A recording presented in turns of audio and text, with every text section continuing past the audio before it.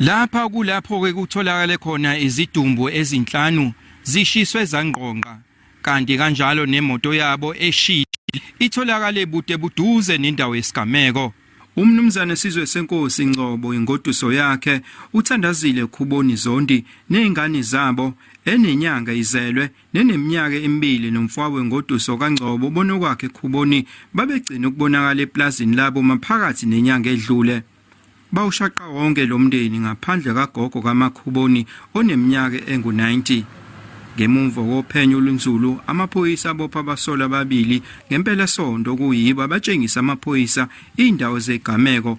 Ibhlungu lento kuthina ngoba uthi uyabheka isimo uyazibuza ukuthi angawukhona yini umuntu ophila emhlabeni ongenza into embi kanje. Sekubuka ngathi nje usathana impela lento eyenzakalayo. Besicela ukuthi uhulumeni wethu noma laba abaqondene bakwazi ukuthi basidedelele imndeni ikwazi ukuthi ibuye ngoba indaba ye DNA ngokwazi kwethu kuba long process.